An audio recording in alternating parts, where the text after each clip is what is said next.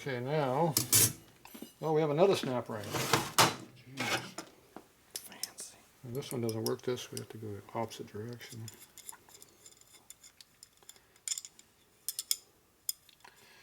Now, obviously, you can use a really bad basket because, see, this surface is above that. And the other thing is, see, this is really high in the air. So if you put some flatter screws in here and machine this about down to about here, you could put a couple more plates in this thing. Interesting. Yeah, not that I would ever modify anything.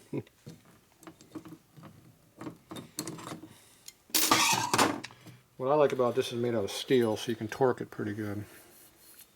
Not worry about it coming off. Right. See, it doesn't wobble.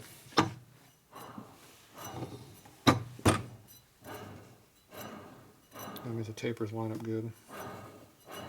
That's important. Okay. If it wobbles like that, you get a piece of crap. Either that or this. Or both. Okay, now that's going to have to go through there. You don't want to wobble like that when you're done. If it wobbles like that, you definitely got problems. Yeah, so yeah, you can shorten this up quite a bit, drop it down deeper, and you can gain some clearances. You can take these screws out and make them flathead, countersink that aluminum thing a little bit. Or you can like put like a little butt head in there, it's lower profile. Just drop that thing down. And you gain one more plate. Do you think that's necessary with the I would never size motor? modify stuff like that.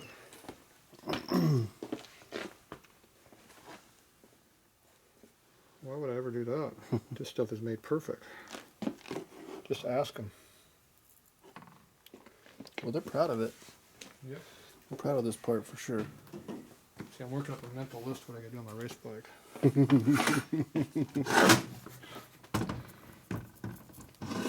only problems I gotta see if I can get the steel plates separate. These are way thicker than they need to be. I gotta find a different application. I can use thinner ones.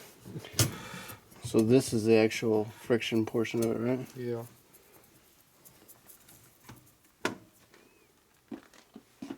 So they make a Kevlar 6-plate clutch. I don't know if it's the same thickness plate or not. This is not Kevlar, this is that red crap. Kevlar's a lot better. Okay. Now I can push this all the way down. And once again we got to support on the back side because pushing against aluminum again. Geez, I thought I was done. Back in the drawer. Now this got to be pushed on the big side here, so I got to find something big.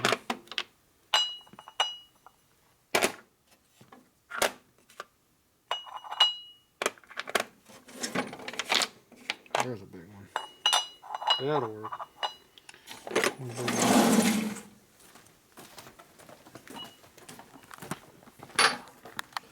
One more time.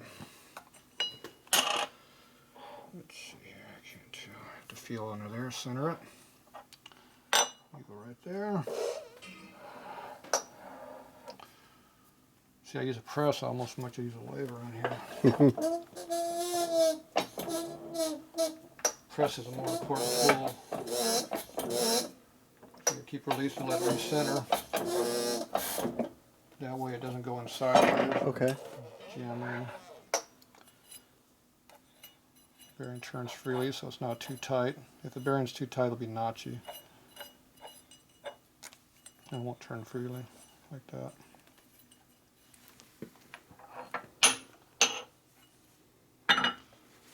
Here, somebody got some fancy glue crap on there. Stinky ass sulfur-based lubricant on there. Yeah, it stinks. Okay, see, look at that. See how it rotates smoothly? Basket doesn't wobble. And it stays put. That's why it works so good. It stays put.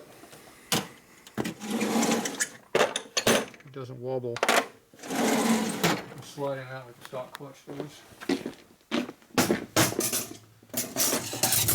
Okay, so this is definitely a rated radius, and that's a sharp. Sharp is up, right? If it fits, always go up because it's harder to come out.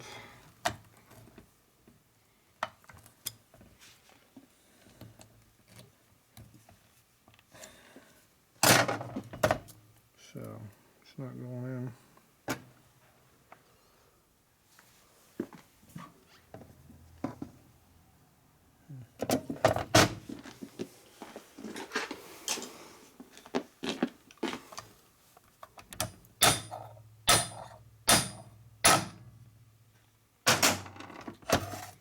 It's not in there.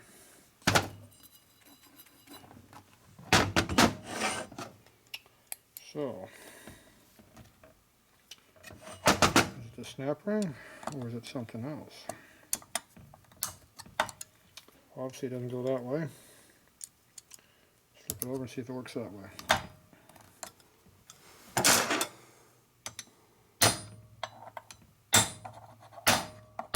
Not really. I can see by looking at it, it's not deep. Like it's almost like it's not deep enough or something. It isn't going deep enough. So I think we bottomed out here against our block, so we're not. Oh, okay. So that means we need something with a bigger hole in it. So maybe like him work. Oh, I'll probably have to use one of those up there. Yep.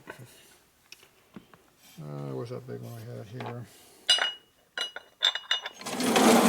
So let's use one of my couplers up here. That's why this one's machined flat.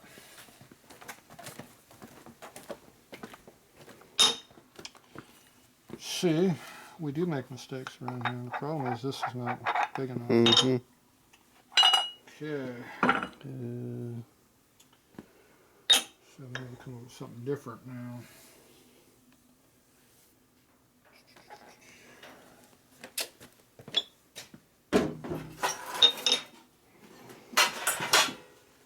Somebody's jaw for my nut.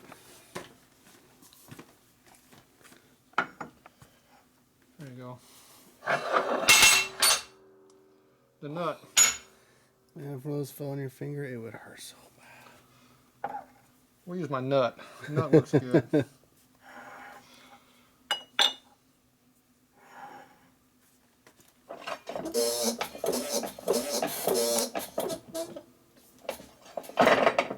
That's what she needed. Wasn't in there all the way. Oh, but we got a problem. Uh-oh. Not good.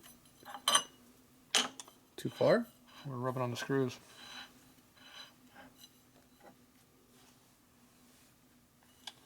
She's rubbing on the screws.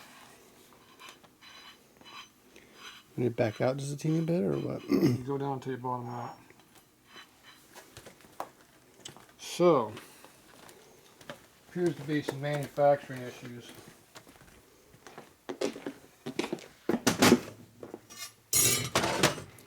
The snap ring will fit in there now.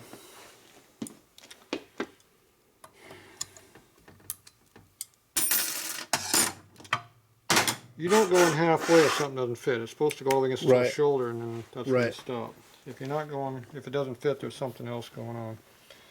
So what did I do wrong? Something is not correct. So, is this supposed to go the other direction? I don't think so.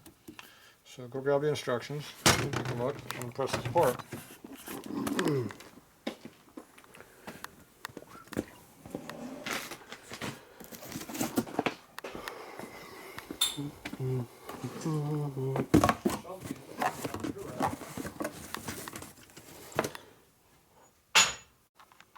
Okay, we found the problem. Dumbass put this in upside down. This goes the other way.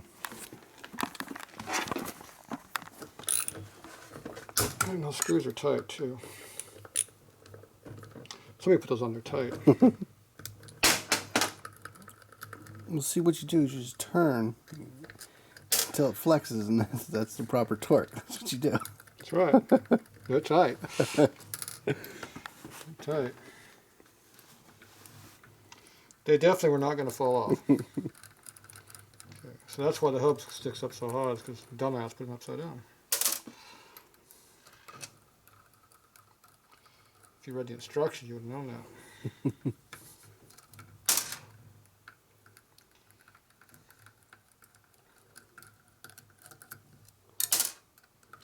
So now we know. Now you know. Now we know what happens when it's upside down. It don't fit.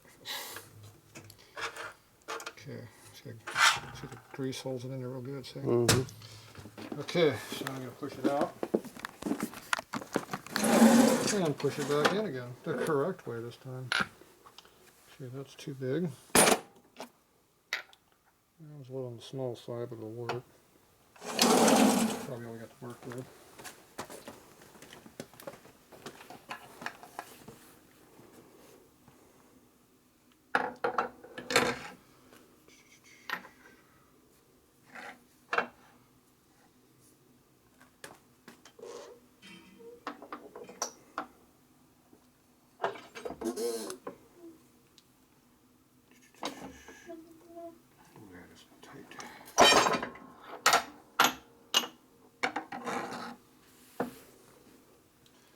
She's snug, boss. Don't want to be pushed on the box. To get where it's on here, but not so far on there we crush and break something. Which is what's going to happen if I bottom out. Right there.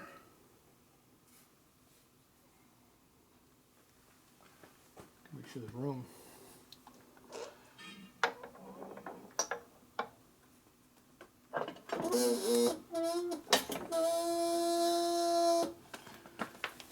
Definitely tight.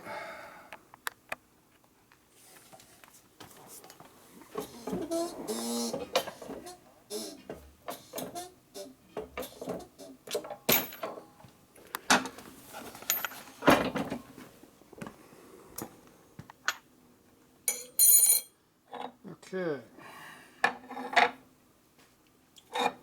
Dumbass. Do it again. Do you want me to grab more of the stinky stuff, or is it okay with what we did? No, it's still in there. Okay. This time we go in this direction. Where's my big one at? Let me grab my big one. Pardon me?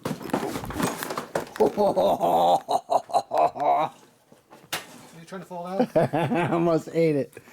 You tripped, you smashed the head down on the floor. I almost ate it.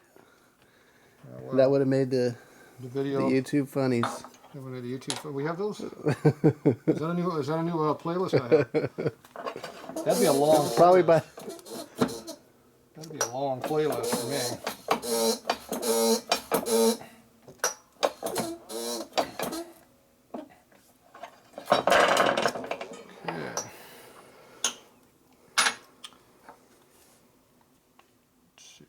Bottom out. That might have bottomed out. So we do the same thing again. Spread it out a little bit further. Oh no, I think we were fine on that. I don't think we bottomed out on that. Yeah, that's good. About 4 tons of pressure. All right.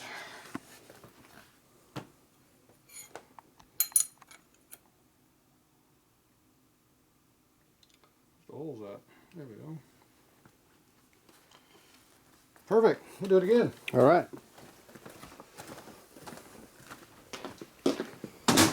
This time we'll do it correctly. The key is you have to know when you screw up. If things don't work out correctly, there's probably a reason for it.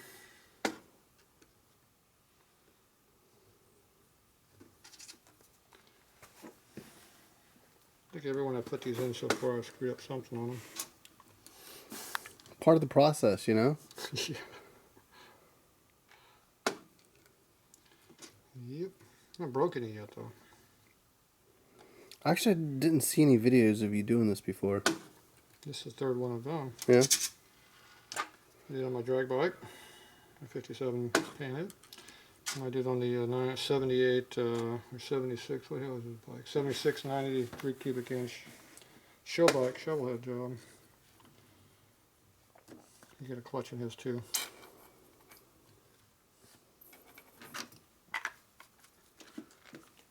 He's been out there beating up on it and hasn't complained about it too much.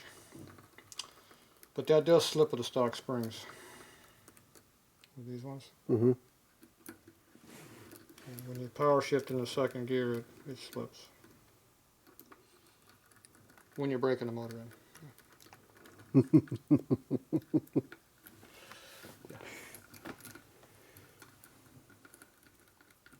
Yep. So I told him just don't ride like that and it'll be fine. It'll protect the powertrain if you have a little bit of slippage. Probably all you have to do is change out 3 of the springs. Okay. That boost up enough, probably you wouldn't have a problem because I don't think he's a power shifter type guy. But if you drive it really hard, put all the heavy ones in there. But like I said, that's on a hot rod stroker motor. It puts out a lot of power.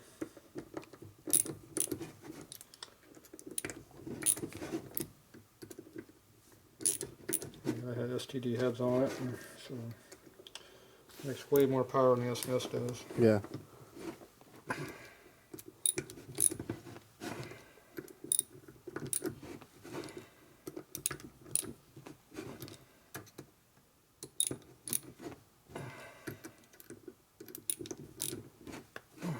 There you go. All right. Now we're in it correctly. Maybe. Maybe. Doesn't work yet. Okay, so now when you press it in, you're pressing against the big shoulder. Now you could lay it on top of these Allen bolts that are pressing against the aluminum, and that would take the load off of this shoulder here. I'm not really sure if that's really needed to be done, because these things are not perfectly flat. Mm-hmm. If you're going to bend this aluminum here, it'd have to be quite a bit. I don't know if this one is that hard. I